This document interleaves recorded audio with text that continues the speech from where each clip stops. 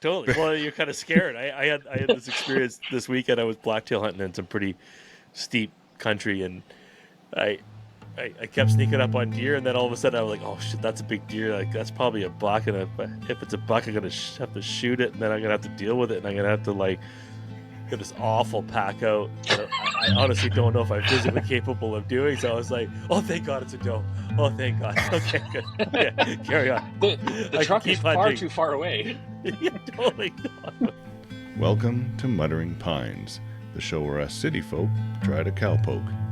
We drink beer, talk about ATVs, life outside the city, homesteading, entrepreneurship, and ultimately trying to do stuff with our hands. And hear you. Well, Hi, Matt. hi. Hi.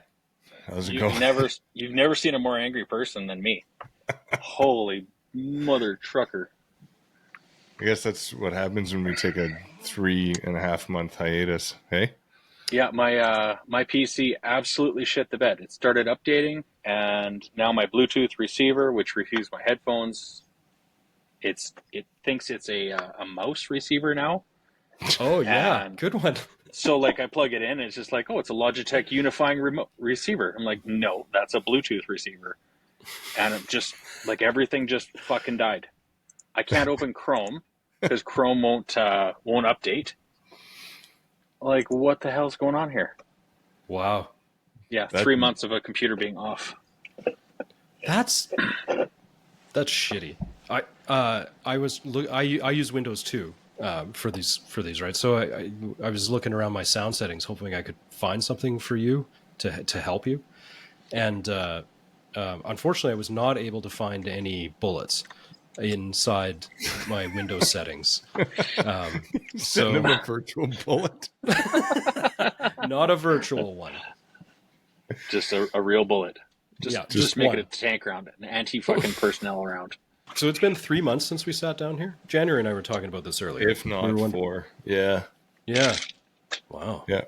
Well, cheers, guys. Cheers Oh, to you. mine's almost all gone because we were waiting Oh, for Matt. I had coffee because I've been waiting since this morning. This thing was scheduled for 8 o'clock this morning. Yeah. Well, it sure is good that Dylan couldn't be here till 5 minutes from now. Yeah. Yeah. Well, it's good to see you guys, even though it hasn't been that long since I've seen you. But good That's to true. see you in this setting again. Agreed. It's been a while. Good news is Matt still hasn't drywalled, and I know he's got it. I don't actually. It's in my neighbor's garage. The reason I don't have it is because it came in a lift of all his stuff, Oh, and he hasn't done his yet, and mine's at the very back bottom. So, oh, really? Oh, bummer. I mean, yeah, and it at has this been. point, I don't care. It's been so long that Matt hasn't drywalled, and my drywall has started to mold on the bottom because there's a break in my foundation in this room, which is why my camera is now facing a different part of the room. I had to move my desk away so I could get at that. Because That's your pretty feet were yucky. wet? Yeah.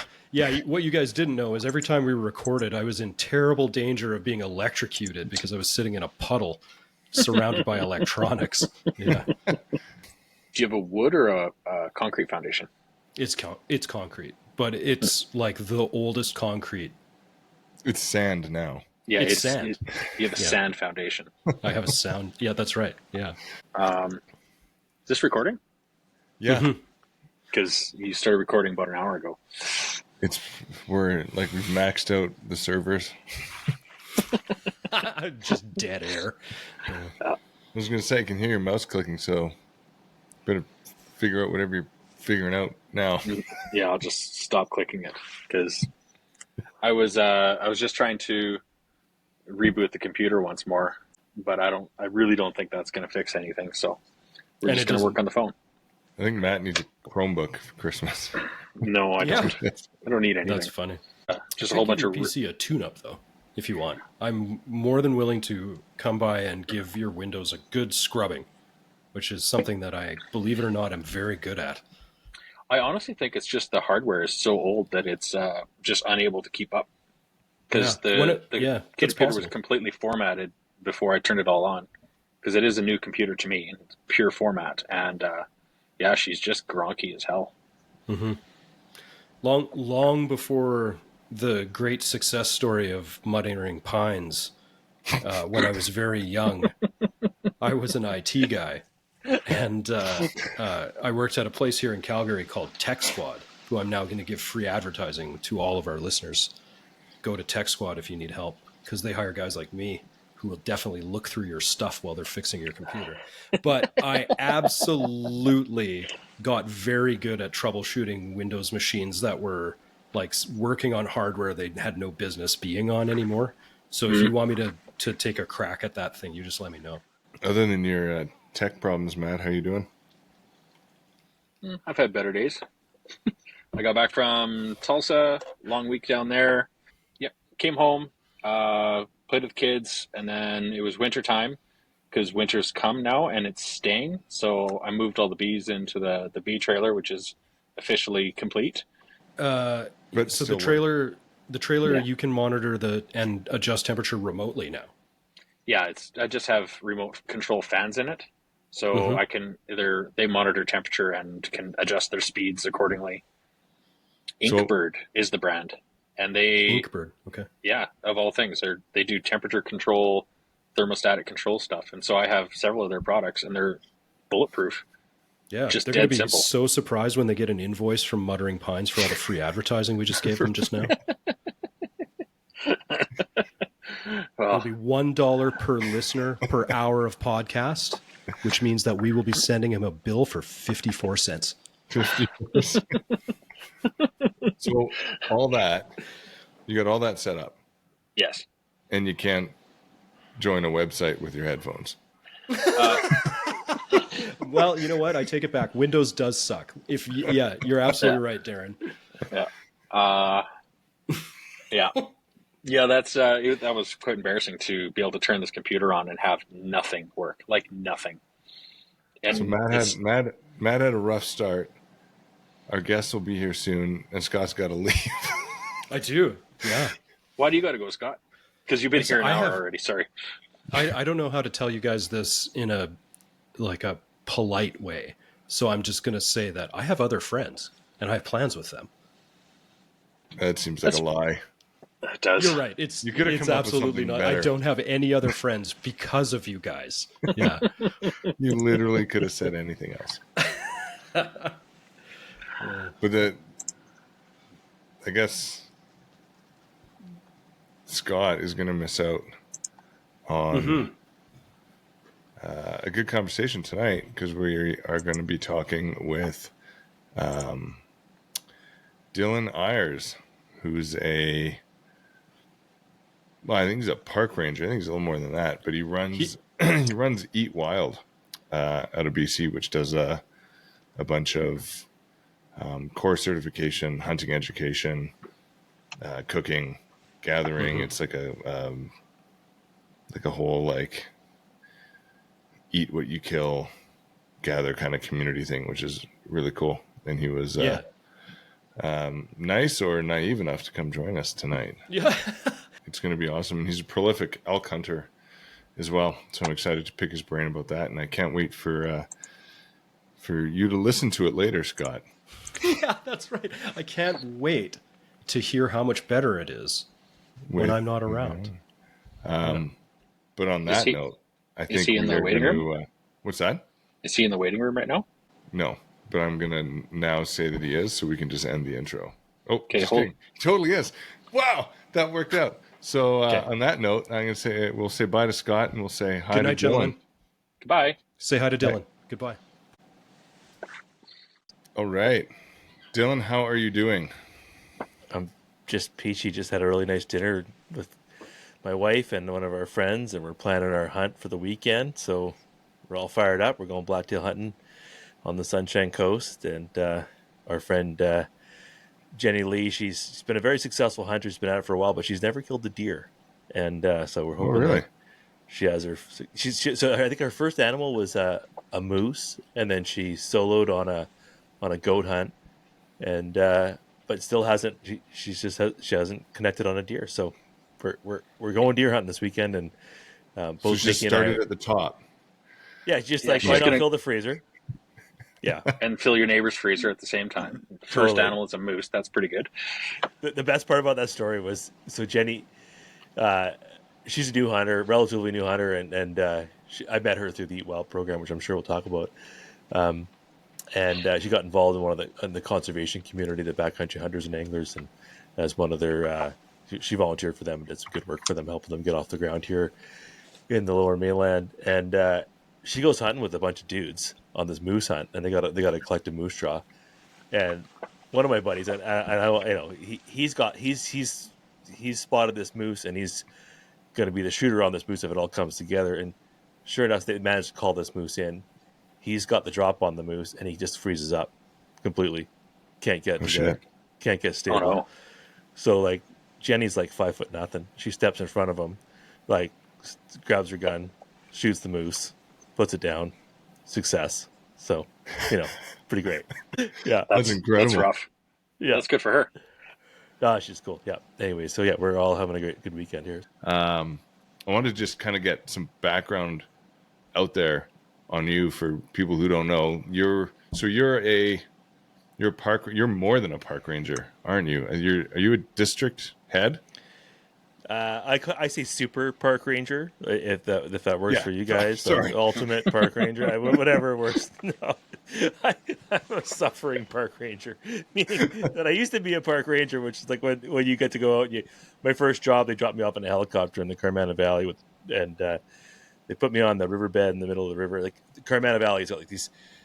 It's like when you either drive in, walk in, whatever, or fly in a helicopter. It's like going into a cathedral, like where the trees are 300 feet tall. These like the biggest trees in Canada, and they just tower above you, and you're just like, wow, this is who created this? Like it's the same feeling when you go into one of those like cathedrals in Europe. And you're like, wow, this is like generations upon generations that built these things, and you feel the same way when you go into the Carmana Valley and the cathedral that it is as a rainforest. And anyway, they dropped me. So off how old are those trees then? You reckon? 500 years. They start to like they get to middle age around 500 years, and then they start to age out past that. So like they start falling down at like 700 or 800 years or something like that. It's incredible, and That's like bananas. never to be. And like it's a really sad thing when you look across BC when you like there's just a handful of these like pockets of these like just spectacular forests that are remaining, and there's still people out there fighting to keep the last handful of trees out there, and they're getting arrested and thrown in jail by RCMP and whatnot. But yeah, pretty. Anyways, to stay on the positive side, they just dropped me off in the valley with the chainsaw and said, just clear the trail and go to work, and show back up sometime in September, and we'll lay you off and you can go back to university.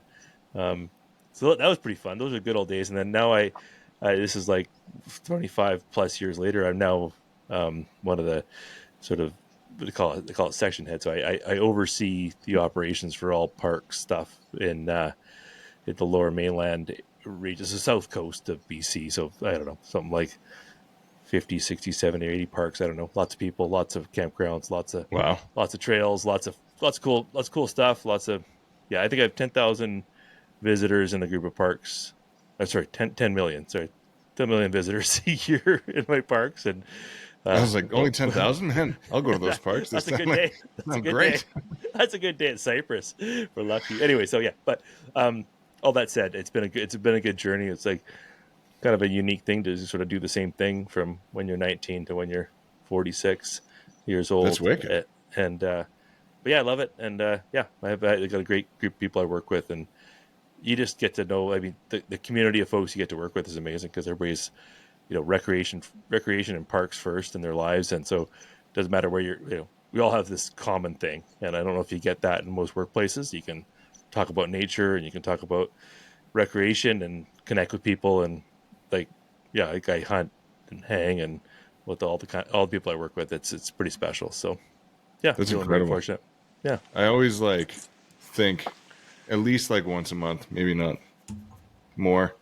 And I'm like, man, if I didn't have the job I have now, I probably would want to do like parks or be like a conservation officer or something, where you just spend your days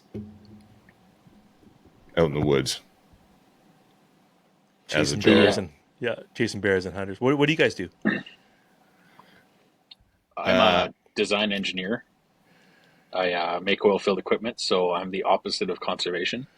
But if it wasn't for you, I wouldn't be able to go hunting with my V8 truck and tow my boat around. Yeah. So I'm grateful. That's true. What about you, Darren? I do like digital product design and marketing, so not a real job. It's kind of. You just dream shit up all the time. You know what? That's a Yeah. great idea. Let's do it. That's why the Muttering That work? Pines, like the branding is so slick, is because you've been involved and it looks good. So Yeah, well, I appreciate it. I said Whispering Pines off the top. That was actually one of my. That's one of the wineries I'm very fond of, and so we were just driving by there the other day, so it all merges. Good wine, good podcasts. There you go. We're really just three idiots that hang out in the woods and that's kind of where this gist of it came from, and it truly does fit. So we About don't 6 really... beers in, that's what it sounds like. Yeah. Speaking of which, we usually, because we've been out of this for a little bit, we usually ask our guests, "Are you having a beverage with us this evening?" Yes, definitely. We just had some lovely Whispering Horse wine from our favorite winery over dinner. My wife made a lovely salmon dinner with some spring salmon we caught out front of Secret Cove, where we are, where our home is on the Sunshine Coast, and then and I've transitioned to. Well, I'd like to say like we got this great great brewery that supports EatWild called Beer Beere Beer. I've seen that on your Instagram. Yeah, they do a nice job. So I prefer to be drinking a beer right now, beer, but I'm actually drinking a neutral because being conscious of calories intake. So because you're over 40, you gotta watch what you put in your body now. And I had my 2 glasses of wine, so I'm done for the night. Yep. What can I drink that's 0 calories or close to it? I love that. Yeah. Well, that's great. And then we kind of like, yeah. So you did that. You shared that. Matt, what are you drinking? Well, I'm on that motion of drinking beer, but it's missing the last E. This is the cheapest, best beer you can physically buy. It's President's Choice beer. There's nothing No-name else beer. to it. And it's got alcohol in it? Not even, Yeah, it does, yeah. It's a 5% normal beer. It tastes like PBR. I'm drinking the same thing. Yeah. Okay, so we don't get this, and so this must be a. Where are you guys? Superstore. So Superstore President's Choice sells a no name. Literally, it's no name, and it's called beer. So you realize you're talking to somebody in BC that, like, it sounds like a miracle. You go into a grocery store and buy beer. Like, how's that possible? No, they have you got to go into like the Superstore liquor store. So they still have we still have separate liquor stores, but President's right. Choice or Superstore has their own liquor stores. Yeah. So is everything It's $1 a like is can. everything like just like no name vodka, no name rum, no name beer? Yeah. So they Like, have all that as well as brand name. They have all the brand name plus, and then they put this stuff on the shelf. I prefer the vision of going to a liquor store with like no, all it is no name booze. Wouldn't that be amazing? So actually, our friend owns a brewery, and he said that this stuff just won an Alberta Beer Award. No kidding. Okay, I'll order that stuff into BC here. See if I can find it. And Yeah, next time we head into BC, we'll just grab a few cases. yeah, they'll probably only sell them in 8-packs or like something convenient like that. They can't maybe 18 packs. Yeah, 36. I think you can only get them at $30 or 36. Just suitcases. Suitcases of beer. Okay, so Dylan, you started. So you're doing your park ranger now, super park ranger, master park ranger, emperor ranger, and that's not you bad. started. That's a nice ring to it. Yeah, There you go. Yeah, and then you've started EatWild, which, like, I have to say, like, I think, coming from a guy in marketing, like, your branding is on point. I think it's fucking awesome. You've done a great job. If you did it or whoever you had do it, incredible. I think it's fantastic. Cool. So quickly give us a rundown on EatWild.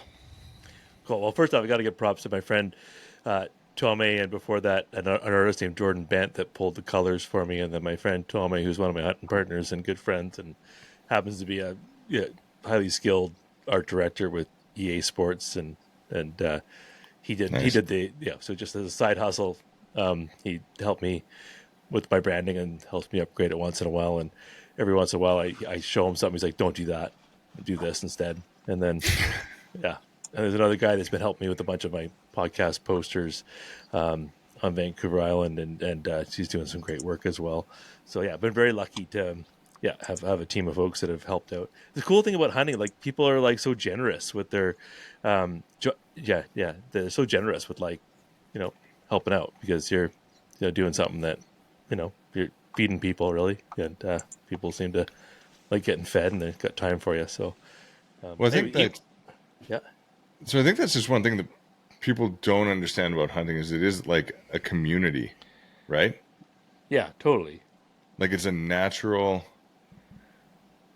community that kind of like forms the minute you find out someone else is a hunter. There's just like, oh yeah, I'll give you a hand, or yeah, I'll show you where I shot that deer. Like, it's To a point, yeah. To a point, like, it's I very was like, are you trying to? Are you trying to suck me into something here, Darren? Like, I don't know. Maybe I'm missing this whole thing about sharing spots, and I'm going to get sucked in here. Send me your pins. You got it. You got it. I actually know. So I do a bit of work with the iHunter guys, and I've known Mark, who runs the show there for a number of years. I met him at I know a Mark. show many years. Yeah, he's a good guy, and he's Stenros, I think, and but I was thinking, like, man, that dude must have access to all Canadian hunters' data about all their secret spots. And, like, I don't know if he has access, or if it's like some type of firewall between. But either way, like, I was like, the ultimate data breach would be like, or like, even if you're like, you have all the power in the world, you could like be like, oh, I gotta just like check in on people's spots. And but yeah, well, that'd be it, right? You'd show up to your tree stand, and he's sitting there, and you'd be like, dude, just shrug his shoulders, and you'd be like, oh yeah, fair. Yeah, you decided, hey man, I'm reliant. It's like, I know that Google's like got all my, all my information about everything I do. So I'll be like, yeah. Anyways, that's sidetrack. I literally just sent, I just sent Mark a message last week because I had an idea for like the iHunter watch app. And I was like, he needs a watch app that does this, this, this, and this. So I just started like whipping stuff up and like texting him like, Mark, I'm sending you things. Check your email. So you're not the only asshole that does that, because I do that all the time. Like, this is a problem. This needs to be fixed. It'd be better if it was this way. He's like, yeah, that's probably about 5 years of development to do that. I'm like, oh, okay, well, cool idea, right? Let me know when it's done. It sounds simple when I said it out loud. Yeah, exactly.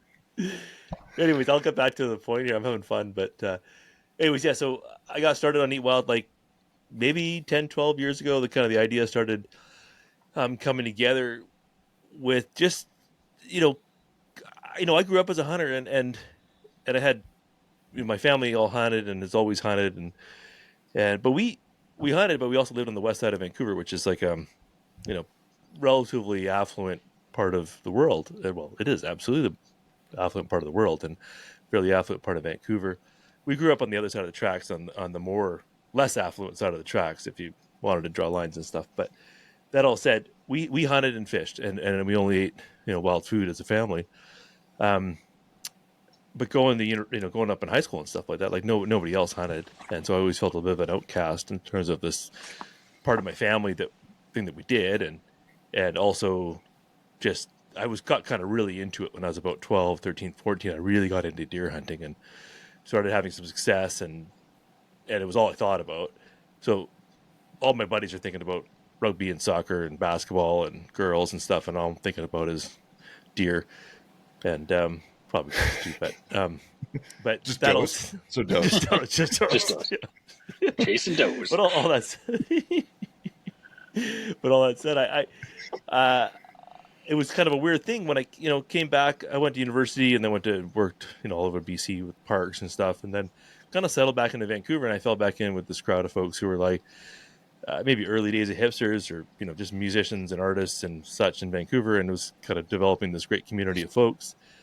And it was the first time ever people started asking me about hunting. They're like, "Oh, you hunt?" And like, tell me more about it. And I'd be at some art show in East Van, and I'd find myself with like, getting kind of cornered by 2 or 3 people asking about hunting. And they're like, "I kind of want to do this thing. I've been growing vegetables, on the deck in my condo, and just wondered about, procuring organic meat." And this conversation largely around where your meat came from just started happening like, I think 15, 12 years ago, when people are more interested.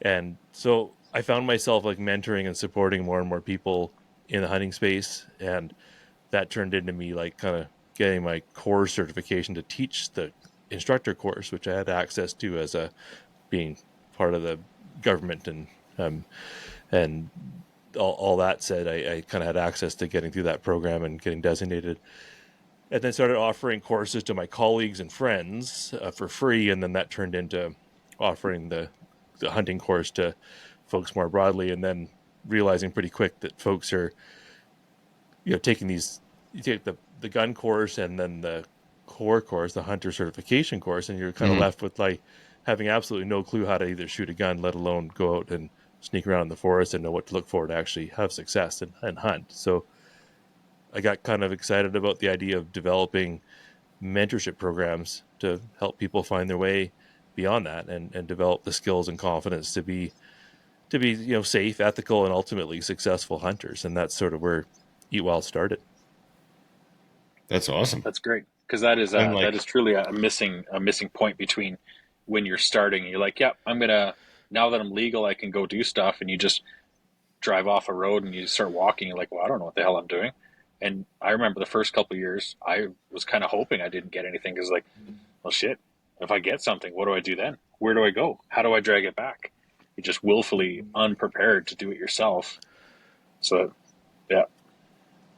I think So, it's easier for people to start now because there is like iHunter, right? Like there's digital scouting tools, but really there's only one iHunter. You're welcome, Mark. yeah, We're going to the only charge him one for that. Yeah, yeah, totally. So that helps limit, you not going on to private land or hunting, hopefully hunting where you're not supposed to. But like Matt said, like not the majority of people don't have a mentor. And to 100% contradict my point earlier about hunting being a welcoming community, not a lot of guys will take a new hunter to their favorite spot to go hunting. Like, oh, come learn with me, because it might be different in BC. In Alberta, there's like 6 acres of public land near the city that you can hunt. The rest is like you're knocking on doors and you're building up years and years of permission and all that kind of stuff. So I think maybe people here are a bit more tight-lipped about and weary about bringing someone out hunting, because like it's just going to like increase pressure, right? But most of BC is just parks and crown land, so it might be a bit different out there. But I think having a program like you set up is like super beneficial to anybody, and probably drops a ton of barriers for people that were just like, it's too much, I'm too overwhelmed, I don't want to start. And now they can kind of like go to you and be like, oh, I can basically feel comfortable doing this. Yeah, I think that's kind of where we started, was like, what are the barriers? What are the perceived barriers? Well, and Matt, as you said, like you're almost like hesitant or reluctant to, you were kind of like reluctant to actually find yourself in a situation to shoot something, because what the heck's next, right? Well, I got in my own head. You're like, well, what if this happens? Then what do I do? And then what do I do? I'm like, well, you just kind of backtrack. You're like, well, what am I doing out here if I'm not willing to do it? You still go, but you just, like, the back of my head, my stupid brain is like, what are you doing, Matt? Totally. Well, you're kind of scared. I had this experience this weekend. I was blacktail hunting in some pretty steep country, and I I kept sneaking up on deer, and then all of a sudden I was like, "Oh shit, that's a big deer! Like that's probably a buck." And if it's a buck, I'm gonna have to shoot it, and then I'm gonna have to deal with it, and I'm gonna have to like get this awful pack out that I honestly don't know if I'm physically capable of doing. So I was like, "Oh, thank God it's a doe! Oh, thank God. Okay, good. Okay, carry on. The I can truck is keep far hunting. too far away. Yeah, totally. That happens to us all the time. It's Yes. getting cold. It's sundown. You're just like at the bottom of the valley. You'll see a deer. You're just like, oh shit, that better not be a nice deer because it is. I don't want to gut it now. It's dark. I can't Oh, hold that thing up here. yeah. Oh, it's a big buck. Bang! Damn it. What do you mean? Damn it, you missed is what it would mean. Bang, bang, bang. Ah, a lot of bullets. Okay, time to go. Awesome. No, yeah. Hey, you've been hunting No. with us? I just heard. I did some research on you guys. I checked you out. I'm like, oh, they Uh, missed deer No, too. Okay, we're all friends. Yeah, oh man. yeah, they're Yeah. terrible. yeah. No. Can you give us the quick rundown? Because I think it's a bit different. Blacktail, that's not muley. It's a muley. It's a coastal mule deer. So we Okay. man it in British Columbia. If you want to hunt mule deer or blacktail, you just go buy basically a mule deer blacktail tag. It's the same tag, and depending on where you're like a mule deer, if it's on top of the coast mountains, like the Cascade Mountains or the extent of them, which we call the coast mountains in BC, if a mule deer was to like wander down to the ocean to say to the west, we'd call it a blacktail. Took one step to the left, and if that same deer walked to the right and went down towards the interior, we'd call it a mule deer. So they're And not physiologically different. well, they kind of are actually, because as you get closer to the coast, you'll see they get smaller. They have slightly different features. Okay. And if you read Val Geis, do you guys know Valerius Geis, the biologist? He died last year. It's a bit of a loss to the wildlife management community. But read his stuff. If you guys are hunters and you like learning about deer and you're interested, see if you can get your hands on the Valerius Geis set. He's got a I'm book writing it for down. mule deer. He's got a book for whitetail, elk. He did his first sort of doctorate and master's research on stone sheep in northern BC. But he's a really good writer, and if you're just kind of a wildlife geek and a hunter, you'll enjoy his books. And he works with a really great photographer as well. So there's sort of great photographs and great storytelling around the Oh, different awesome. species. But you learn a ton about and he's a hunter too, so he writes with a bit of a perspective around both the biology and huntability of the animal. But his mule deer one, if you guys are in mule deer country, try to get your hands on his mule deer book, or go to the library and borrow it and read it, and you'll get a kick out of it. Just to learn a lot. I don't know why I just started talking about Val Geis, but anyways, So if you want to know the difference between mule deer and blacktail deer and whitetail deer, he takes you through that story of how mule deer came to be, and the pre and post ice age and all that kind of stuff. So pretty cool story. I'm interested. I'm definitely going to go look that up. Yeah, Is super cool stuff. a blacktail that's different than a Sitka deer, or is that a different Oh, same there's thing? Sitka Or blacktail as well in BC. So I think it's on Haida Gwaii, it's the Sitka blacktail, which are sort of a small, uh, tiny little blacktail. And again, I think those may have been uh, introduced. I believe I have to check. I haven't been there. It's a funny thing about like hunting, like you only learn about stuff until you're actually present and engaging with the animals. So I've yet to get to Haida Gwaii to experience the hunting opportunities there. So I don't really know the full scope of history with that okay, species. Um, it's kind of something I talk about a lot in my hunter education. Like, you don't need to know about caribou until you're going hunting caribou, right? Yeah. So don't get too bent out of shape if you know what a 5-point caribou is. But you need to know for the test. But be sure you got to know how to research, about these animals and given the opportunity. Hence, those books by Val Geis is a great resource for that starting point of learning about animals. Is learn about them, read about them. It's good stuff. That's awesome. And okay, so you're doing blacktail now or this weekend coming up. Yeah, and then it's whitetail season. So where are you Then guys it's what located? Where do you guys hunt? We're in we're in, Calgary. Okay. so we hunt in southern and central Alberta. Okay.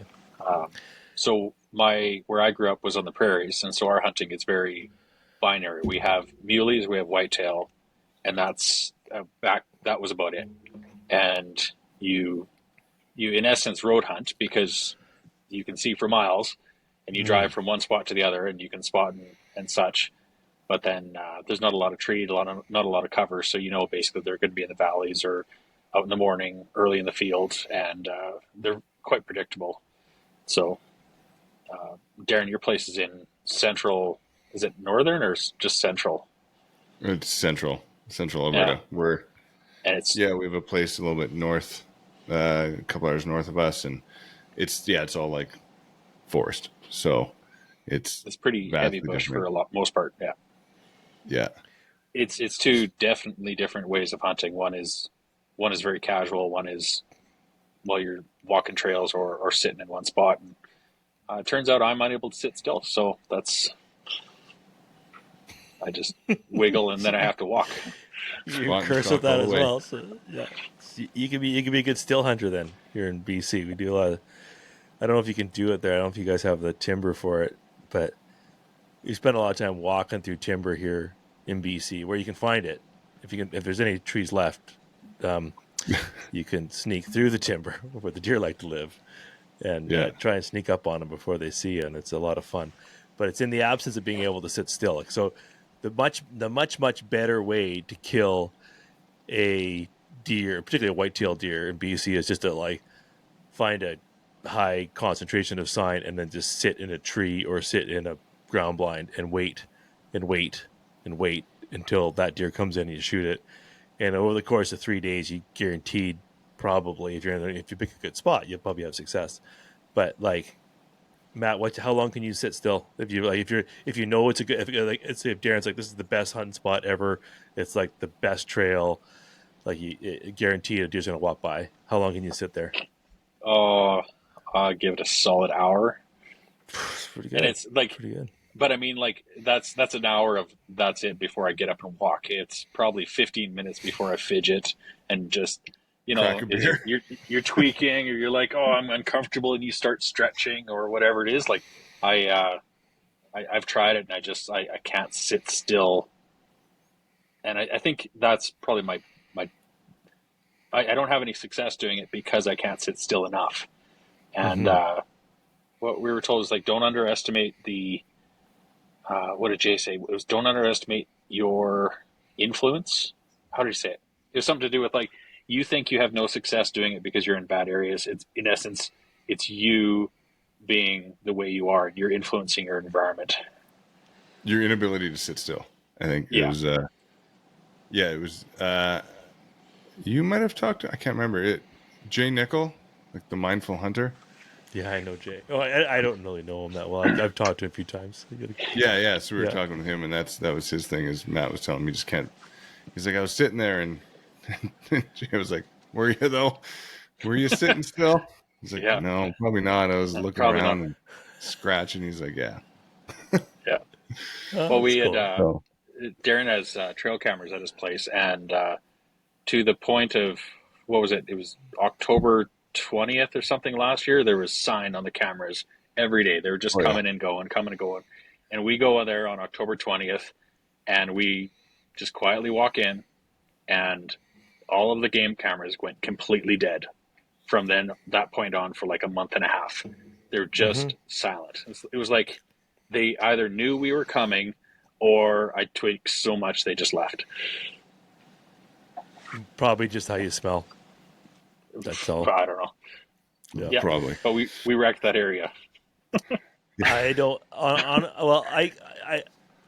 So I'm pretty religious about my. I could say I'm religious about my whitetail hunting, and I've hunted the same spot for. How old am I? 46. So, 10. So 36 years I've hunted the same area and same spots generally.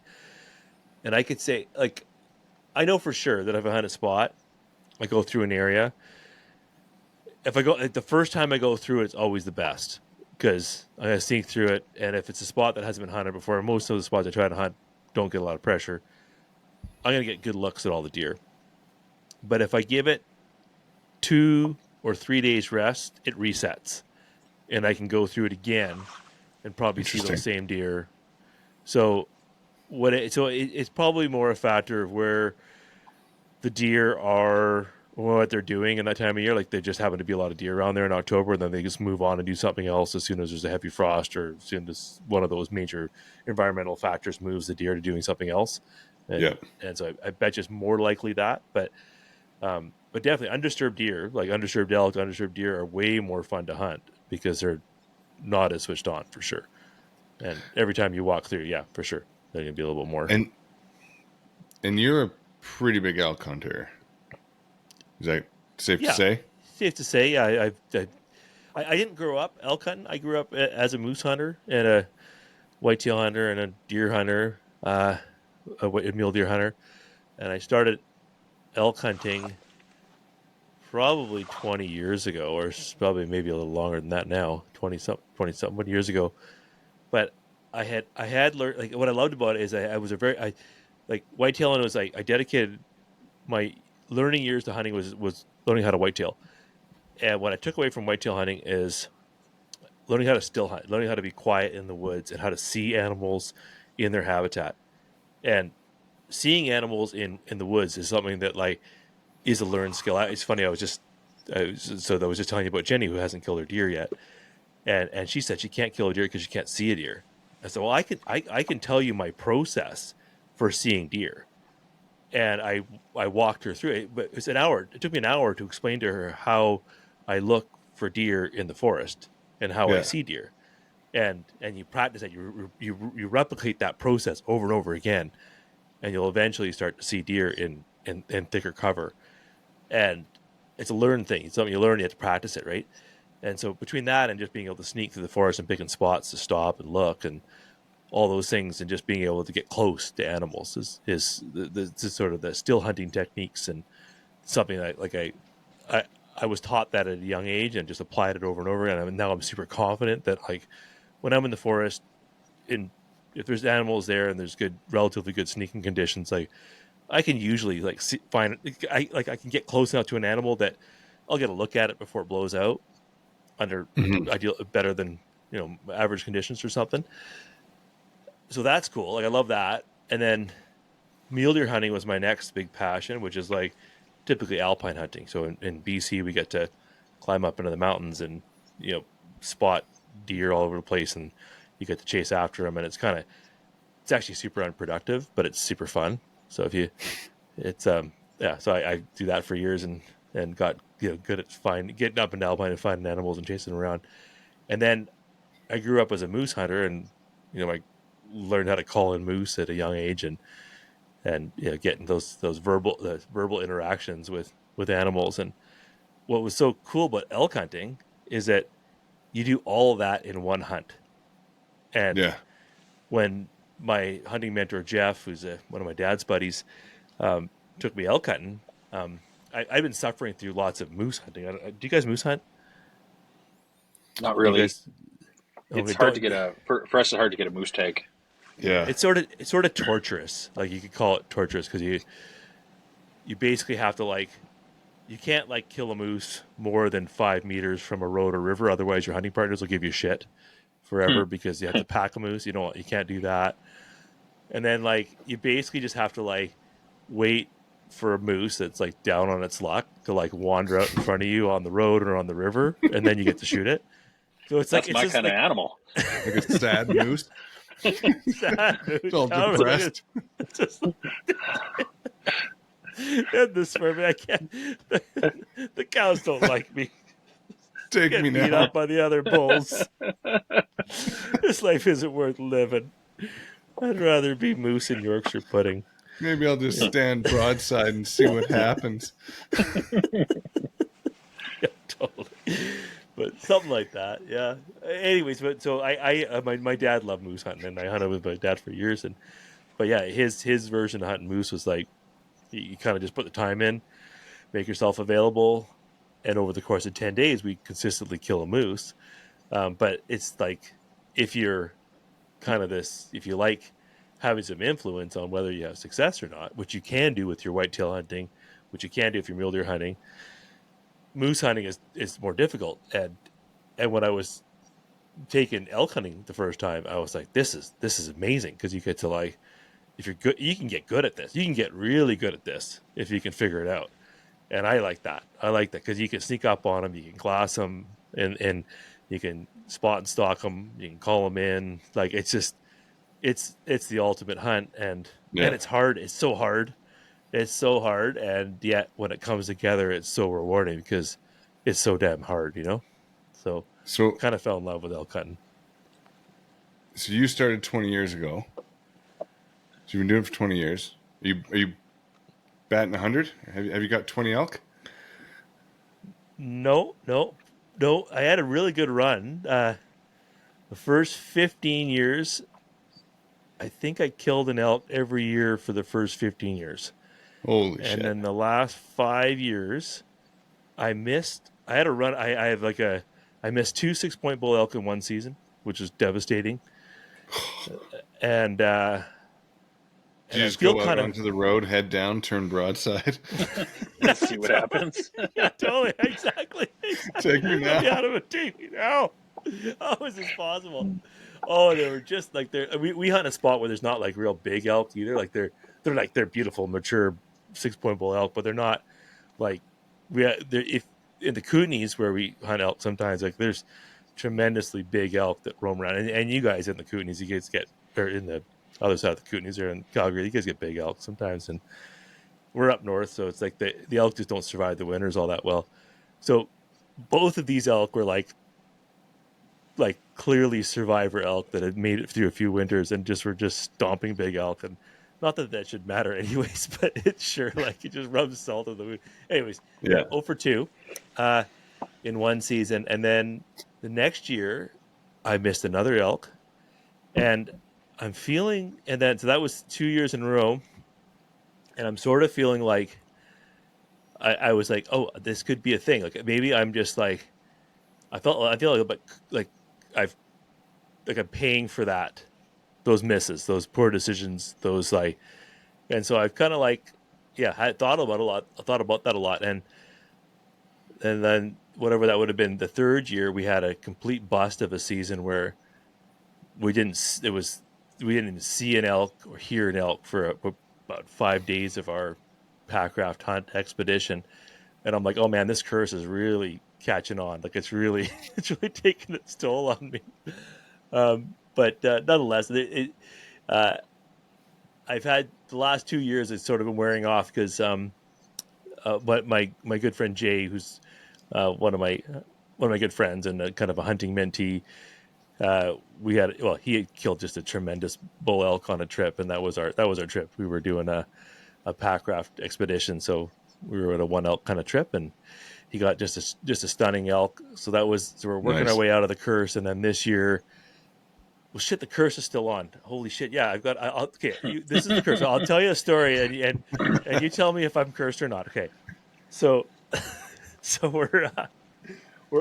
been kind of getting into this packraft stuff in the last number of years, and I don't know if you know what packrafts are, but they're like these rafts that like they compress down to maybe 10 pounds or 20 pounds, depending on the size of the raft. But we're with the 20-pound rafts, which are, you can literally backpack them into the mountains and then unroll them, pump them up, and then drift down a river, shoot a moose, put the moose in the boat, and float out. Like they're really neat. And so we've been flying them in and doing some cool things with them. And so we had this trip scouted out to just do a section of a river in elk country, which we kind of knew that folks couldn't really get onto all that easily, and jet boats couldn't run it because the river was so low.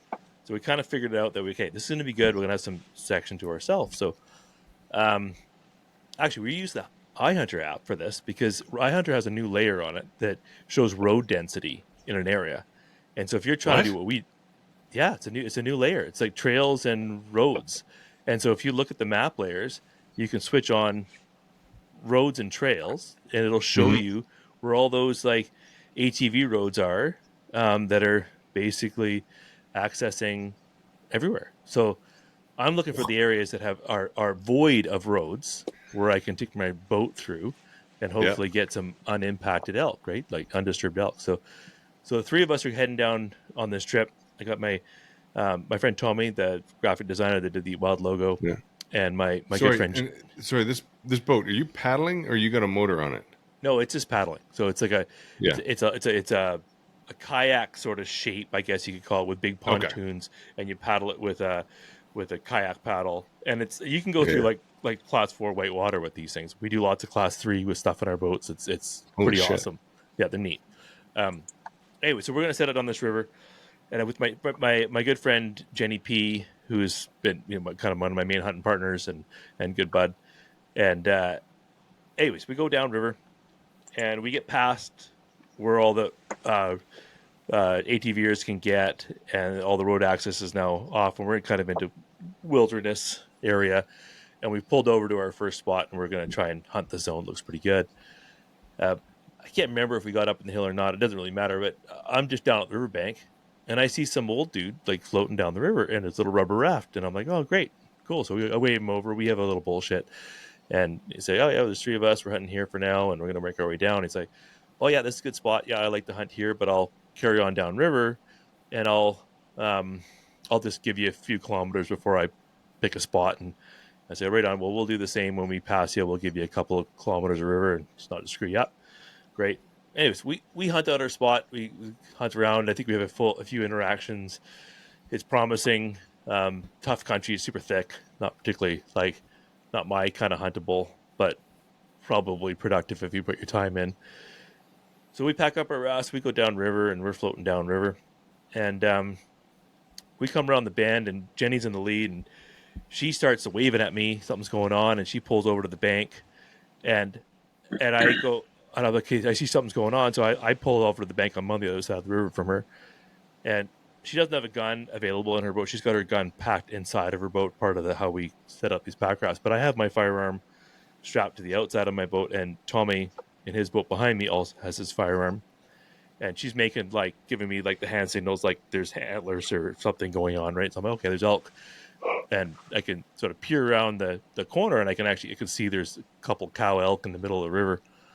I'm like, wow, this is weird, midday, unexpected elk in the river, but we're also experiencing a crazy drought, and there's fires everywhere, and God knows what elk are doing, right? So, well, there's elk in the river, and I guess probably a good idea to get organized here. If it's the rat, there's going to likely be a bull with them, and so get organized. So we get the firearms pulled off, and we range these elk, and they're 450 yards, which is very far for me, and so I'm not excited about that idea.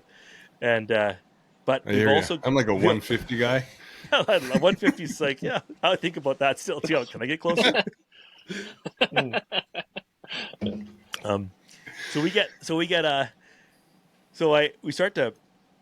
I figure, okay, well, I've got these rafts, and we're in wetsuits, basically, or dry suits, actually, like we're waterproof. So I can walk down the river with the raft kind of pushing in front of me. So I got some cover. I'm definitely a little humid anyways. So I'm going to walk down the river until these elk start to notice something's up. And Tommy's behind me with his boat, and we kind of sneak along the riverbank using our boats as cover. All the elk put their heads up. Okay, that's it. They've seen that something's going on. So I kind of land the boat pull it up on the sandbar a little bit, and I range the elk. They're 380 or something, still not my comfort zone, but they're standing in the middle of the river. And then there's the bull. He steps out of the bank on the other side. Okay, there's a bull here. He's going to cross the river. I got some time here, so I'm going to get laid over top of my boat, got my pack set up, I bed my rifle. It's 100% rested, and I'm like, huh, not bad. And I'm looking at this bull crossing the river. I'm like, okay, yeah, that feels pretty good, actually. And I look at Tommy, and he's like, yeah, okay, I'll get set up as well. So we're thinking, he says, if you shoot first, I'll back you up. Yep. This should work out. Okay, great. So he gets up on top of on the bank a little bit, so he's got a good look, and he's fussing around trying to get his rifle bedded. He gives me the thumbs up. Okay, he's ready to go. I go back over. I'm watching this elk cross the river, and I'm practicing my deep breaths, and it's a long shot for me, but I'm going to wait for this bull to kind of just take one step up on the riverbed, so I've got 100% clear chest shot, and he's going to hopefully die, not in the middle of the river, obviously. And anyways, he takes this one step up. Now he's ankle deep in the water. Fantastic. I got big breath in, big breath out. Pull the trigger. Nothing happens. The safety's on. Okay, great. That's cool. That's good. Go through that. That's almost a blessing with this length of shot, because I'm like, oh yeah, it's a little bit of a flinch there. Let's get rid of that. Let's do this all over again. Okay, so that is why I slide the safety off. Big breath. Oh, okay, big breath out. boom, elk takes 3 steps, falls over and dies. And Jenny and Tom were like, holy shit, you smoked him. That's an amazing shot, man. I'm like, I didn't shoot. That wasn't me. And they're Oh, like, fuck off. what? That was, no, you're messing with us. I'm like, no, that wasn't me. And so in my mind, I'm thinking like some ATVer came down somewhere and got down to the bank and saw this elk in the middle of the river, shot it. And it just happened to be as I was pulling the trigger. And like, what are the chances of that? So anyways, we jump back in our boats and we go around the corner, and sure enough, we see old timer Dave, who's in the rubber raft, Yeah. and we see his tent right on the corner, right with the like 50 meters from where these elk were standing. And I guess Dave got up from his nap and saw us coming around the corner, and then saw us like kind of scrambling around, wondering what was going on, and then looked over and could see that there's a herd of elk in the river in front of his camp. So he did the logical thing, which is to shoot the bull, which is, what was 100 yards from his camp. So you didn't get to pull the trigger. Well, I pulled the trigger. The safety was on. Well, I mean the second time. No.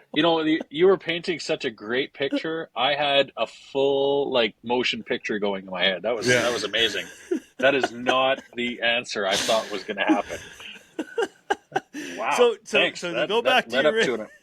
it.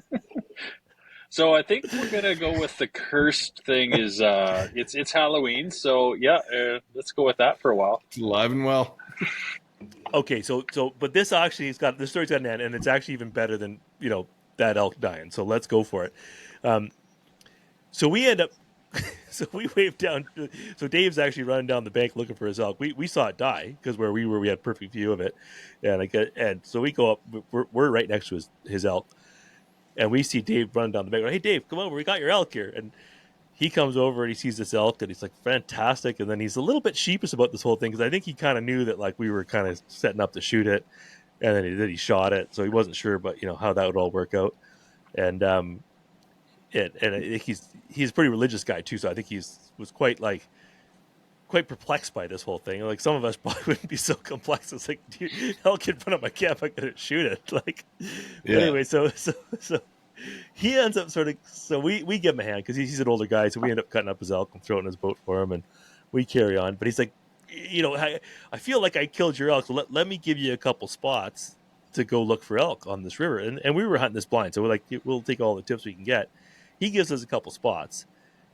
Anyways, fast forward 2 days, and we're hanging out hunting this other spot, and my Jenny and I were kind of basically in the spot he sent us, and we started our day together, and we're calling and nothing's happening, and we're like, well, these elk aren't super active, and if they do come in, they're going to come in quiet, so probably we're not going to be getting into big bugle fest where the two of us together is going to make any difference. So let's just split up and just hope for the best. And so I peel off and Jenny peels off the other way, and I don't know, an hour later or something, I hear thwap. And I hear thwap, and then thwap. I'm like, holy shit, Jenny got her elk and she made sure of it, because those sounded like 3 solid hits. Yeah. And sure enough, I get a message from Jenny on the radio there that she'd called an elk in, and she got a couple looks at it, and she shot it, and she was just gonna hang out. And I said, okay, I'll come hang. I'll rush over to you and see if we'll go in there and have a look together. And when I got up to her, I have a great on my Instagram. If you go back a month or so, you'll see a great little video of Jenny walking up to Jenny, and her legs are still shaking from the shot, right? Nice. And to be there with her and kind of go through the scenario, and yeah, I knew she killed it because I just heard that you hit an elk 3 times like that. I'm just pretty sure it was dead. But she'd worked real hard for this to happen, and she still had that doubt in her head. But and as we should all have that doubt in our head and give it the time it deserves to allow the animal to die, and then do all that right process to go make sure you recover it and that you're ready for another shot should it get up. But anyways, it was great to be there with her as she went through that process and ultimately walked up on the elk, and there's this beautiful 5-point bull elk, and is her first elk. So That's yeah. awesome.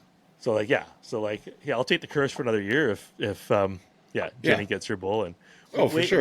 way better scenario than having me shooting some elk in the ass in the middle of the river, and then Tommy opening up, and then like a big rodeo in the river, and then we got a dead elk with 6 holes in it, and which is like way more of the scenario of like shooting Half a at back 380. strap left.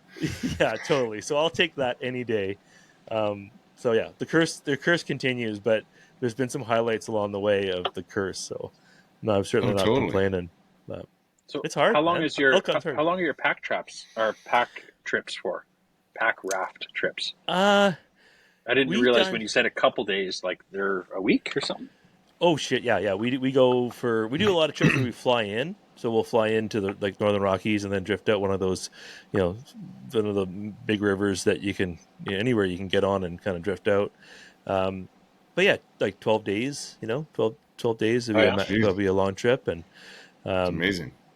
yeah, they're neat. 10, 12, 14 days, and you got to kind of work out like the math on meat care and stuff because we're pretty dedicated to coming home with something. So we've done we had a successful sheep trip a couple years ago, but once you got a couple sheep, and it's middle of August, you got to go, right? You got to get out real quick. And whereas some other trips, like if you can kind of time it, you can kind of have a nice trip and then shoot something sort of towards the end, and then you got to go. But yeah. But yeah, so if you shot something at the beginning, you just hightail it, just get on the river and just paddle for the next week or something, or yeah. So to me, I mean, you can get about 25 to 50 kilometers a day on a river, depending. Like if you give her, like you can do 50K on a river, and 25K is like a nice like 5-hour paddle in a day. So if you do a 10-12 hour day, you can cover 50K. And a lot of the trips, we've done a bunch of like 150 kilometer trips, so you could do it in 3 days if you had to, but you'd be done. Like your arms would be busted, but fun. Yeah, that's cool. Yeah. So in your time, curse notwithstanding, what would you say is like the one sort of secret to elk hunting that maybe people getting into it, or even people who've been doing it, I'm not saying us, it's us, might not know? I don't know. Well, you know what? The correct answer is you guys should sign up for my EatWild online course on elk hunting that I did with my friend. There you go.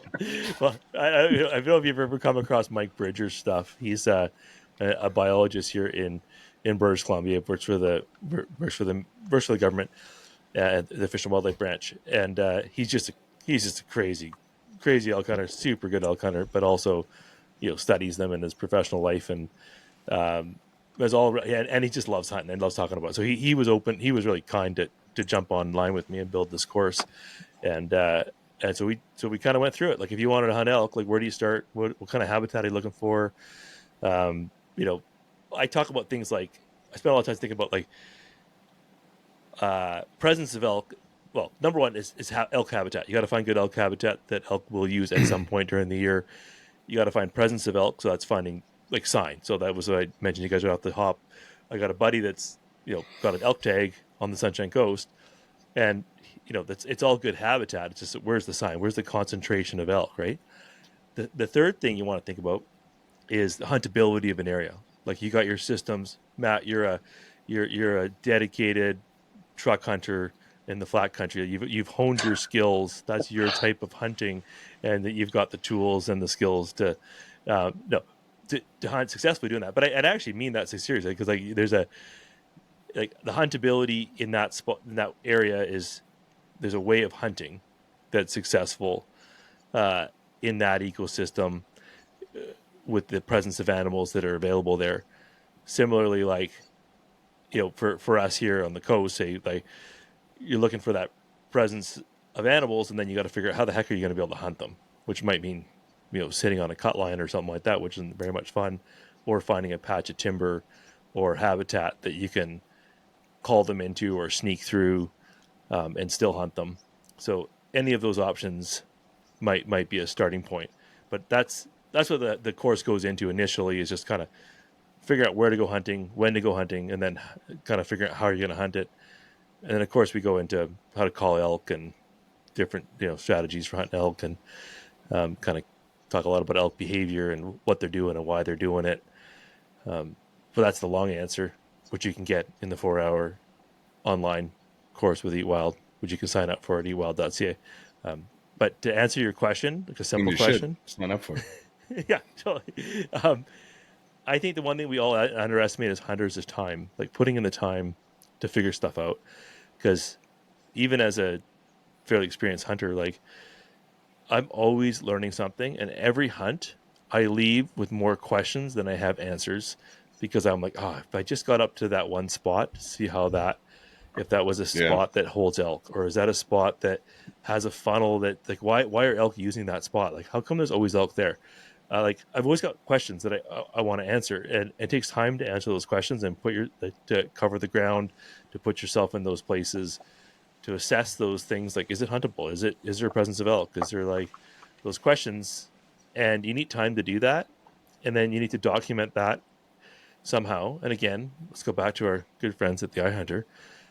I use my iHunter as a diary to collect the information as I go, and we call them pins. But like, each one of my pins has a photograph, and it has a thought as to why I pinned that spot, why I marked it.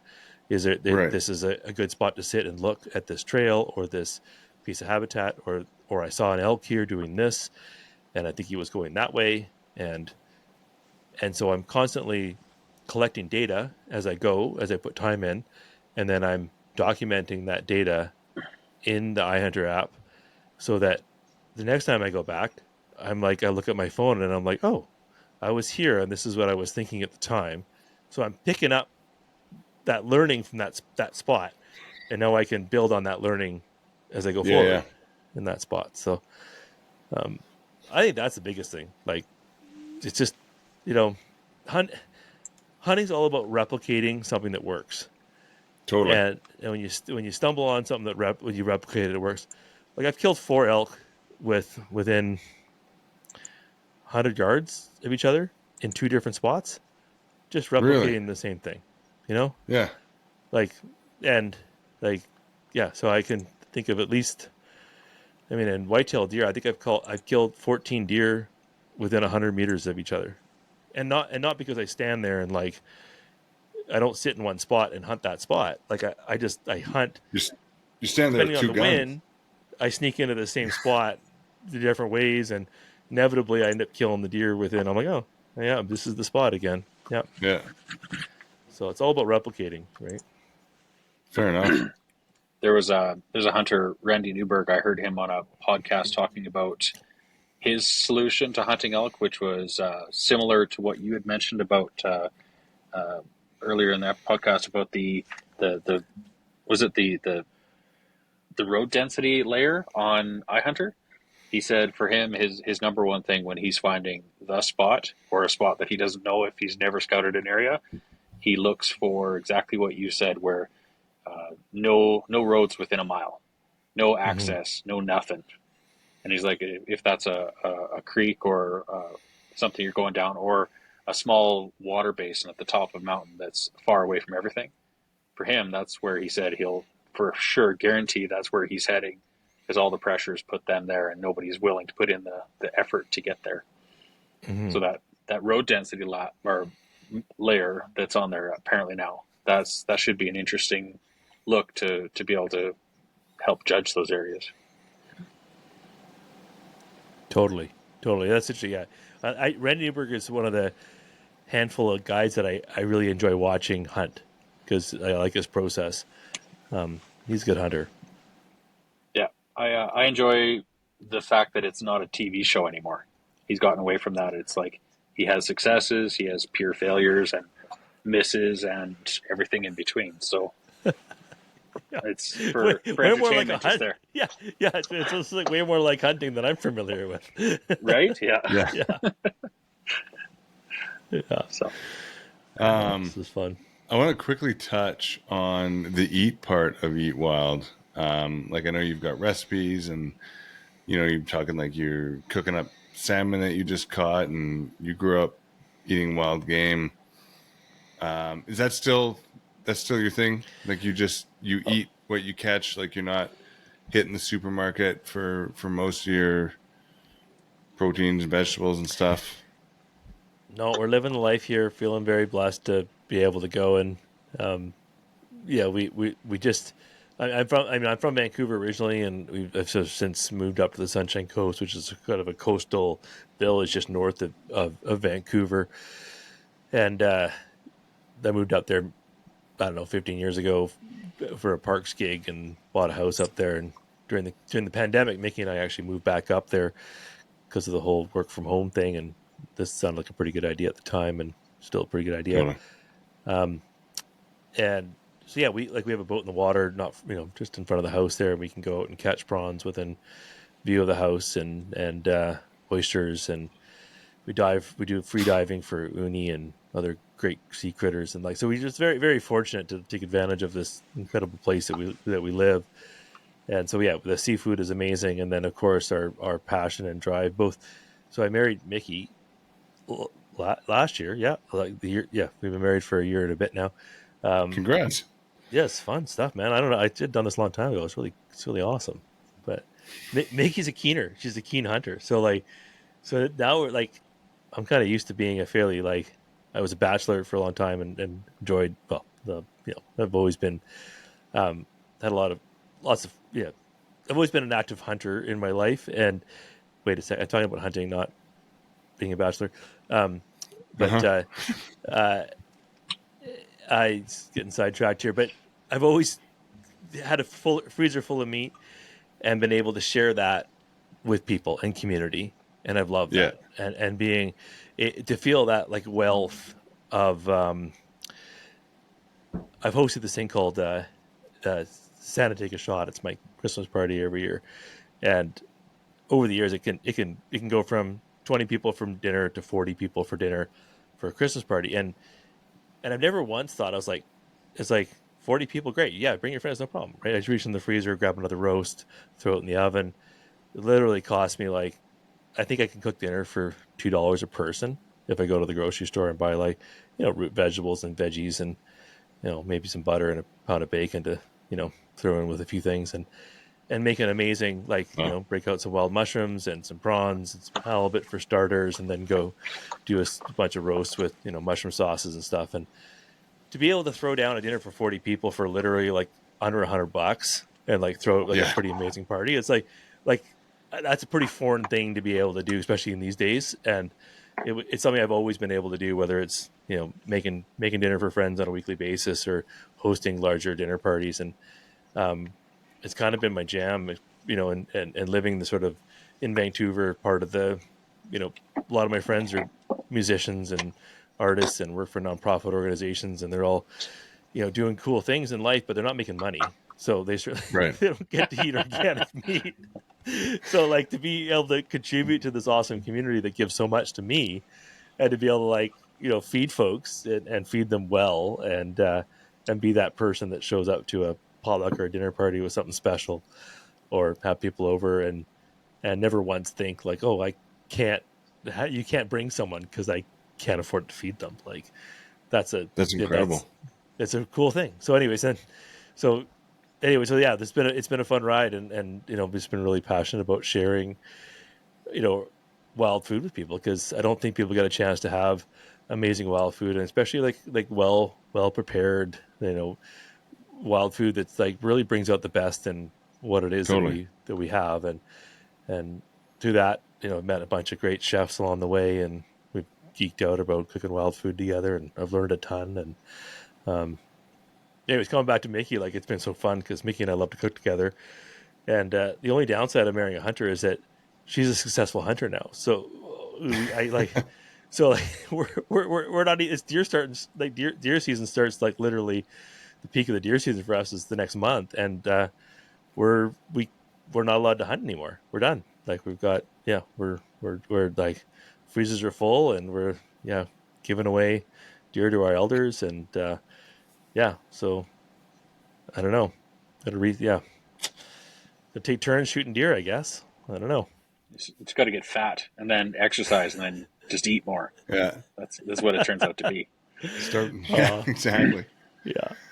No, but I love it. I love sharing. So I've shared a lot of like, recipes and stuff online, and we've done some cooking stuff and partner. We do like a month. Well, we do a few cooking workshops every year in town as sort Yeah. of community events, and usually bring in one of our chef friends to lead a cooking workshop, and that's a fun one. And That's yeah, awesome. we're always doing something. We got a video that I should really roll out here about how to cook the perfect steak with my friend Jody Peck, and I should probably find the time to get it out there. And but yeah, lots of fun stuff. Yeah, it's the best part. I'm definitely into watching a video on cooking the perfect steak. The reverse sear, man. It's the way to do it. That's what I hear. Oh my god. Okay, I'll share this with you. Maybe I'll get it out for when you guys roll this out to your vast listening audience, and they'll all be looking for my video, and then there you go. So it'll all be worthwhile. I love it. I was looking at some of the dishes on Jody Peck's website, and like she looks like a phenomenal cook, like a top chef. Yeah, Totally. That's very fortunate to have someone like that in your corner. So oh yeah, she's amazing. She just sent me a picture. She got her moose last night, so 2-day opening. She got her perfect moose. So when she goes hunting moose, she'll see like a 10-point monster bull moose standing next to a 2-point moose, and both are legal. She'll shoot the little one every time. Because women and children taste better when it comes to animals. You have to edit this one now. This is a hunting podcast. Yeah. Totally. That's crazy. Yeah. Right. So normally right near the end, we like to throw down a little bit of a thing we call guest to know you. And it's just a little bit, a couple questions, a little bit of trivia. Are you into it? Sure. Let's do it. All right. First question. What kind of cocktail or beverage would you be and why? Dark and stormy? No, I think an old fashioned. I'm kind of an old fashioned. I like old fashioned because I love bourbon, and I do love that they're served in like quite classy glasses, even though they're kind of a rough drink. And there's a little twist of of citrus of orange in there that gives it some brightness. So like I'm capable of being bright, but I can be a little bit dark too. So yeah, that'd be me. I like it. An old fashioned is the one drink that I have on more than one occasion had, we'll call it a bad experience with, but I still go back to it. It's not like never drinking that again. I'm like the next day, I'm like probably just have another old fashioned. Yeah, I agree. Yeah. Awesome. Okay. Name one brand that you think is just killing it in the outdoor space. Oh, that's obviously not EatWild. That's I'm thinking this. Yeah, I'm not super a brand oriented person. Of course, the EatWild podcast is sponsored by the good folks at Seek Outside that do ultralight tents and ultralight backpacks, and they do a couple things though that I just like. I honestly like every time I go to one of their tents and the stove is going on a hunt. I'm just like, man, this is a game changer. This is awesome, and they do a good job of it. And nobody else is doing as good a job of making tents with wood stoves in it, which I think is pretty awesome. So for me, they're doing a great job. I'm trying to think of something that's a bit more genuine though. I mean, I've been a big supporter of Sitka gear since day one. They were the first folks to really build technical gear for people, like for folks who want to mountain hunt and be in the elements for long periods of time. And I remember the days when I was like, piecing together, like, Arc'teryx was early into the market for quality outdoor gear. And I knew some of the design. There was a small company back in the day in Vancouver, and I worked with them for my BC Park stuff, and I would be like, can you make me camouflage could you make me camouflage Arc'teryx stuff, please? Or just like make it in colors that I can hunt in and make it quieter, please. And I was, and then a few years later, Sitka showed up on the scene, and kind of made stuff that worked for me, which was great. And so I've appreciated what they've done all the way along, and for the most part, they've developed a youth line and a women's line and made it as inclusive as you can for a big company. So, and and generally they stay out of the muck with like a lot of the outdoor folks. Some of the storytelling they do is a bit off-putting in some ways. If you look at Kuyu's stuff, or some of the folks are just kind of it's not really comfortable with how they portray hunting and hunters. I think that if I was to get kind of excited about one brand, Sitka does kind of the best job of their storytelling as well. So there you go. Fair enough. All right. Awesome. Okay, next. Use the term hunker in a sentence. Man, I hunker down all the time when I hunt. I was gonna say this to you, Matt. This is going back to like, at some point I'm gonna find my spot. I'm gonna hunker down for a bit, and when I say hunker down, that means I'm gonna do my very best to sit tight for a period of time and wait for that deer to come wandering in, or the elk to come in on my call or whatever. So, and I've really worked on this. I share this with you. I don't sit tight very well. And I'm very aware that if the more you move around, the less effective you can be. So for years, I used to read a book when I hunkered down in the woods. And I would the only thing is, for reading your book, you'd lose your eyes to see what's happening out there, right? So are you better off reading a book really quietly? And then more recently, I've kind of switched over audiobooks. Can I sit there, listen to an audiobook? I lose my ears, but I gain my eyes to see. So what are you better off? Are you better off seeing everything that's going on, or hearing? If it's what it absolutely costs to sit tight for a period of time, like say that this, because otherwise, if I don't have the distraction of the audiobook or the reading the book, I'm going to be like Matt and struggle and get up and walk away. So what do you guys think? Eyes or ears? So if I would use my ears more in a denser brush, because if you can't see, if I feel like I can't see, I can hear better. Mm-hmm. But in a open terrain, or where it's more noisy outside, if you get a wind or leaves rustling or something like that, maybe it's one or the other, depending on the situation.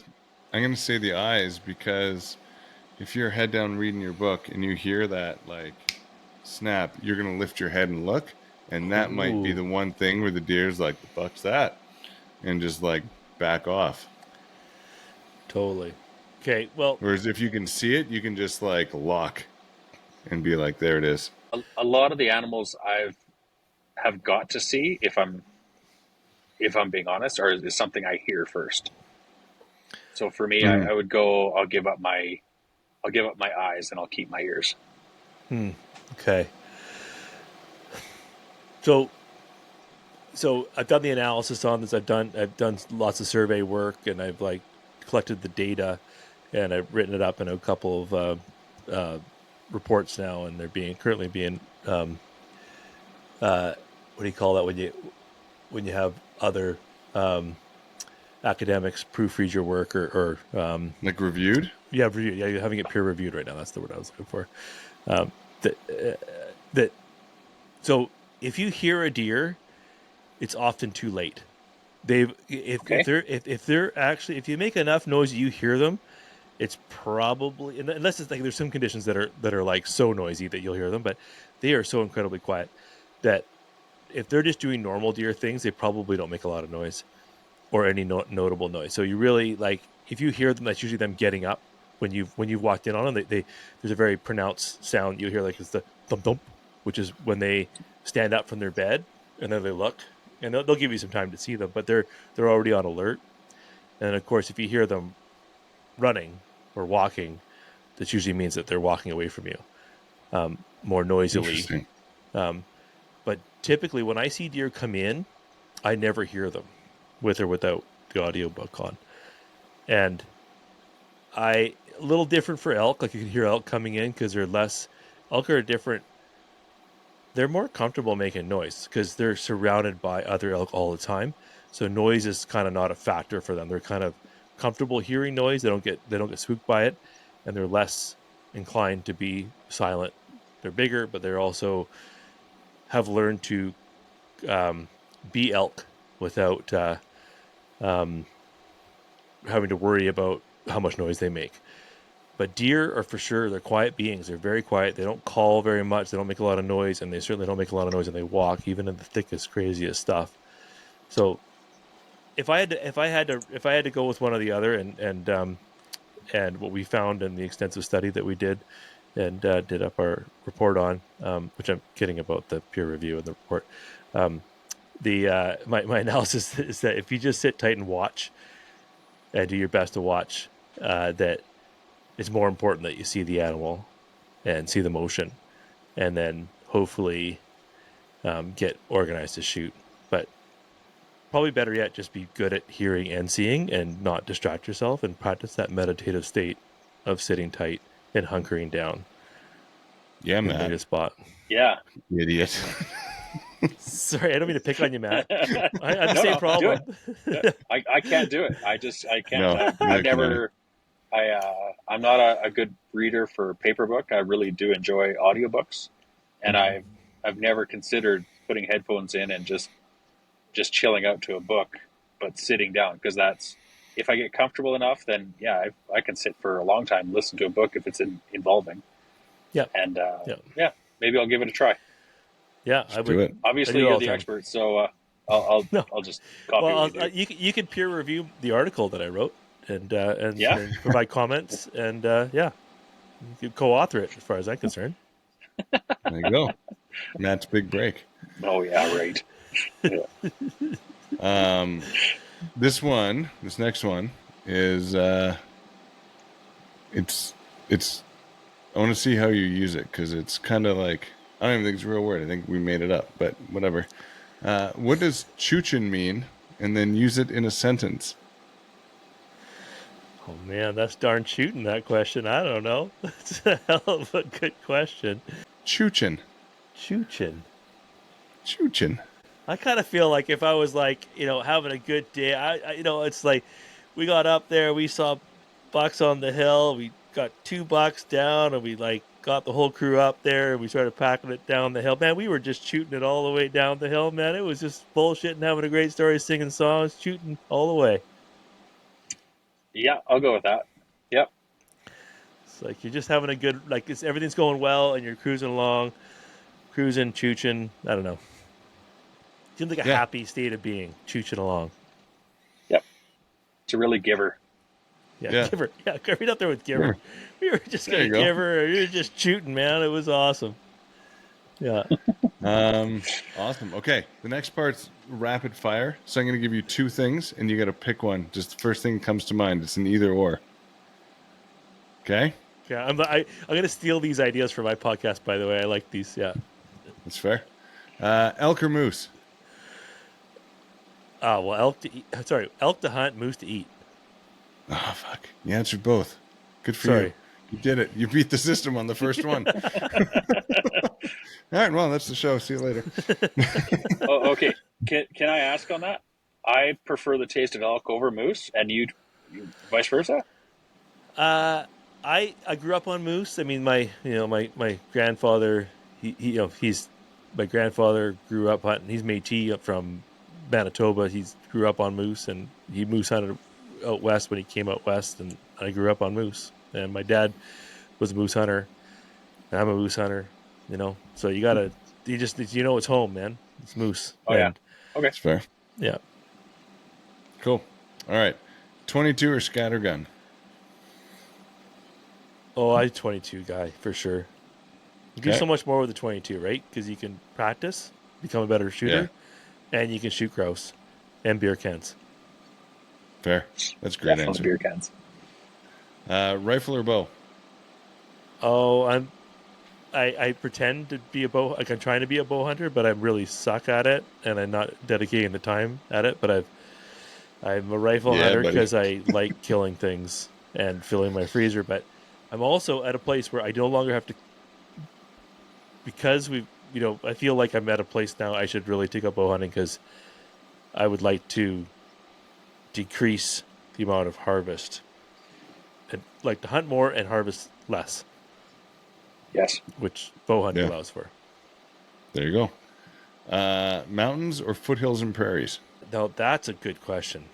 Oh God, like this is drawing deep emotions here with me as I think through this.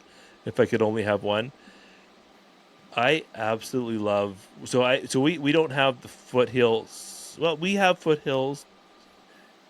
Like we have these like rolling grassland hills. I'm gonna call like we call it grasslands here in BC along the Fraser River corridor, Kamloops, the Okanagan. These beautiful grassland ecosystems that we can hunt mule deer in, which I just love. And I think if I had to pick one ecosystem that I'm just like most in love with, it's the grassland ecosystem. But that's a tough call. That's like almost a mean question, really. All right. Fall or spring? Well, I mean, fall for sure, but the spring. If you guys talked about mental health, right? The last episode, and I'm sure you talked about the seasons and how much they affect us, and like I'm so thankful when the spring arrives. I suffer from seasonal, whatever depression, and the winter is hard. And there's some day there, sometime in April, when all of a sudden the whole world turns on. It just like everything gets better, and it's the sun comes out, the days get longer, but it's just my mental health. It just goes from fighting it every day to just being like, I just want to live every day and use every moment till I do amazing things. And that comes in the spring, and I just feel so rejuvenated. And I think we all feel that in different ways, but the spring is such a wonderful gift. But man, fall's I not just got a season, mental so. image of you pulling a Julie Andrews on the hilltop. The hills are alive with the sound of Glad I I could do want to that for you. live. Awesome. Absolutely. Sausage or turkey? Sausage. Uh, That's easy. I mean, Kelowna. why ruin all that good game meat and turn it into dried out turkey? Oh my God. Oh my Kelowna God. or Squamish? Kelowna. Alberta I think. or Saskatchewan? Oh, I guess. I think I'd like people more in Saskatchewan and probably want to be closer to the foothills in Calgary. So, is there a spot in Alberta that's got lots of good people from Saskatchewan living there? I think it's Calgary. I think Calgary's a pretty good Saskatchewan spot. Yeah. Duck or goose? Oh man, that's a tough one. If I was to say to a new hunter, how should they, when they want to fill their freezer, I say go learn how to be a goose hunter, because there's lots of geese and they're relatively easy to kill and they'll fill your freezer in a hurry. So go kill some geese, and plus they make a mess. So, and ducks are cute. There you Yeah, go. Trout or lingcod? lingcod, 100%. Oh my God, no question. Best fish in the sea. Cooking or eating? Oh, I'm a cook. Yeah. Okay. Well, I like to eat a nice restaurant. Like we do a lot of eating too. So, but I love to cook. Yeah. Awesome. Remington or Winchester?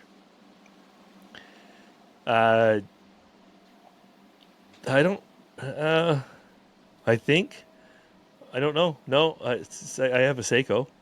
Does that help? I'm not. So neither. And then the last one, just for you, Garibaldi or Golden Ears? Oh, good question too. Thanks. I appreciate you. So I used to manage. I've just switched my position from managing golden ears in a bunch of provincial parks on that side of things, and then I just took over Garibaldi. But I'll tell you, Garibaldi is by far, it's just a spectacular wilderness area.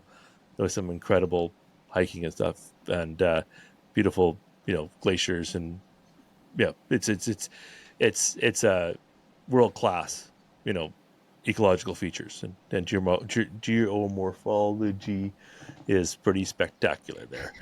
Having said that, Golden Ears is this incredible place that is like, it's not remarkable in any way. It's not remarkable in terms of the forest or the mountains, but it's this huge park.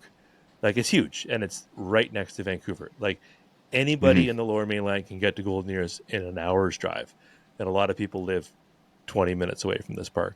And there's 500 campsites, and there's a lake to swim in, and there's incredible hiking up into the Alpine, and there's rivers to swim in and hike along, and it's the first place that people get to connect with a park and wilderness. It's the first place that people get to go camping. It's the first place that people can really learn to be in nature and decompress and all the wonderful things that come from nature. So Golden Right. Ears is a very special park because it is the proximity to the urban center and the size of it that creates this welcoming place for people to get to soak in nature is pretty special. Awesome. That's it. You won. Okay, did I win? Okay, You win. good. You win. Fantastic. Awesome. Hunker. No, that's great. Thanks for participating. It's always fun to run people through the trivia mill, I find. I think it's good. It makes it pretty active and fun. I've been trying to build on I've kind of been building on sponsor questions and stuff to kind of make things more interesting and Yeah. get that stuff out of folks. And so what are you guys doing? Like, what are you guys excited about next month? What's happening for your hunts? And you must be thinking deer hunting. We're Matt? going out on the 1st to opening day for rifle down in the prairies. I have a muley draw jag down there, so gonna do some road hunting and see what's up. My old man lives in the area, and he has given me awesome news and said he's barely seen anything all year, and it's like everything's moved out. So that's awesome. We'll go look around and see if we can't find a beer or two. I'm going to take down a 6x6 whitey. That's my goal. Yeah, Really? and because you have luck like that. Is that for real? So- Are you going to hold out for a 6x6? Is that a thing? Can you do that Well, in Alberta? he started with a 4x4. Last year he got a 5x5, and why not? I'm going to have to. No, if it's got more than 3 horns, I'm probably going to pop.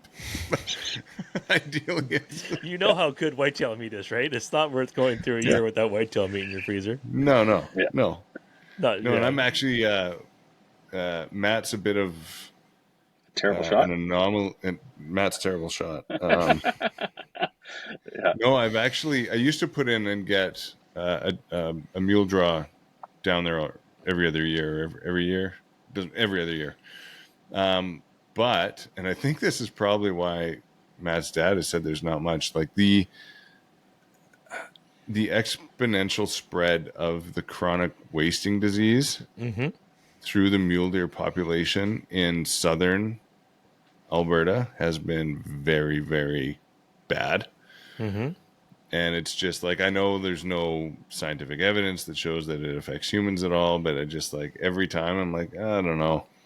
Do I want to eat this because I'm not testing it. Like Mark does, right? Like Mark Stenners he'll shoot him and then he'll wait and then like butcher it and everything and sit in his freezer, and then 6 months later he'll get the test back. He's like, guess I'm throwing it out. And I can't do that. I was like, guess what, kids, you're eating it and hopefully it doesn't make you stupid. But I don't want to do mule deer down there much anymore, I think, unless I got like a good buck draw, like go for a bruiser or something. But I'm more into the whitetail, I think, at this point. The CWD is it's traveling. It's right up to the city of Calgary now, and so I think on the eastern parts of the province, you don't even need to test for it anymore. So it's mandatory testing. It was, at least when I was paying attention, it was mandatory. But that was for their data collection. Now they just know it's out there, so they don't care if there's data on it anymore. It is there. Shit.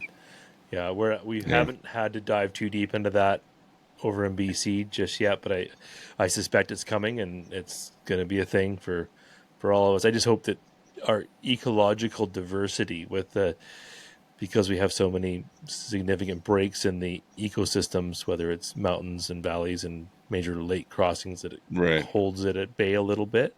But I mean, won't be long till it finds its way. Oh, that's terrible. It's terrible. You have to consider that, like, as part of your hunting program. It kind of sucks. But. Well, it's when you pay or butcher it yourself, you put in all that time and investment into an animal, and then you sit and wait. Like Darren says, I don't do it. I just kind of just eat it or do whatever. But there is that shitty feeling where it's like, well, I don't really know, so Yeah. I don't like that feeling. No. But No, and then also, well, I mean, I guess at the end of the day, if you take an animal's life and then not be able to eat it, kind of sucks in itself. Kind of disrespectful. Yeah, and then Yeah. I mean, obviously, it's a diseased animal. And there's probably lots of, I don't know the ins and outs of how we're supposed to treat or manage CWD, but I'm sure that part of it's probably removing infected animals from the population. But hey, way to end like a really fun podcast on a bit of a downer, guys. I mean, like I really like just hanging out with you guys. I was like, where are you guys going hunting? Let's talk hunting plans. It's like, and then we're just like downers, man. Drove that into the ground. okay, so outside of that, at my old man's place, there's a reduction in muley population, but an explosion in whitetail. Where we haven't seen whitetail into his property in any significant numbers for 20 years. So it's a weird resurgence of a move back into the population. So that's good, and that's where Darren's had success, because I go looking for a muley and he ends up blowing away a nice whitetail. It's where my Sixers hanging out. Yeah. And so we went up to his property last year near the end of the month. So I think we're going to do that probably again this year. And end of the month, yeah. See if we can find the elusive whitetail in his property. They're out there. I just walked a bunch of the trails, and some of the size of those whitetail prints, like the buck prints, were fucking huge. And I'm excited because I'm never going to see them. But they're there. I'm going to have to do the audiobook thing. I think it's like sit there and not move for about 6 hours. Can you, are they in, what kind of ecosystem are they in? Like, are they we fields? Got a creek. Or is it timber? It's all forest. We got a 7-acre hay field, and then it's just forest and a creek. Cool. Can you sneak through the forest and sneak up on them, do you think? It's hard with this. Well, yeah, that was weird. The snowpack and the sounds you make when you walk in our forest it seems really hard to sneak. I was going to ask you how do you manage that? How do you walk around a forest where every step is a bristle of crunch of snow or crack of ice? Deadfall. Yeah, there's very few days a year where there's enough humidity to dampen the leaves to make it just almost silent walking through the trees. Yeah, I totally know what you mean. Those are days that I sit and try to read my audiobook or listen to my audiobook or play chess. So when you can't move while they're making noise, then that's there's that. I did an online course on still hunting as well. It was one of the first ones because I think it's something that people don't talk about enough and haven't really like broken it down as a process. So another one to look for is their still hunting online workshop. I'll send you guys as both the still hunting and the elk hunting workshop as you guys as a gift for having me on, and you can check them out and let me know what you think. Oh, appreciate that. That's incredibly generous. Yeah. But everyone else should sign up for those because they sound amazing. Yeah, that's right. This is the vast listening audience of the podcast world. Yeah, in the podcast world these days. Yeah. Yeah, Dylan, I mean, thanks. We've taken up much more of your time than we originally scheduled, so I appreciate you hanging around and chit-chatting. Thanks for telling us your incredible stories. Like, you painted an awesome picture in my mind anyways of this wicked elk hunt through the cursed river. And we had a blast. Thanks for coming on and bullshitting with us and having a drink. Yeah, totally. Well, nice to hang out. It's always great to hear perspectives of hunting, and you get so caught up in your own little world here and what we get to think about and talk about, and there's a whole other country of hunters that are doing cool things and having different experiences, so it's fun to hang out. And I really appreciate it. So totally. well let's stay connected. I'd love to hear about how the rest of your seasons are going, and good to meet you folks, and let's keep connected in the podcast world. Try and have you guys on. If you find that 6 point out, I definitely want to have you on. So yeah. You might have to glue a tine or something to it. Right on, fellas. What a pleasure. Matt, nice to meet you. Welcome. Darren. Yes, sir. Great job. Cool. I was enjoying. I was listening to your mental health podcast just before I jumped on here, and I was enjoying it. So I'll check out more of your good. guys' stuff. Look forward to it. Awesome. Thank you, sir. Thanks very much. Okay. Hey, nobody. Don't forget to check out mutteringpines.com for our line of apparel and follow us on social and anywhere you listen to or watch your favorite podcasts. And remember, keep on chooching.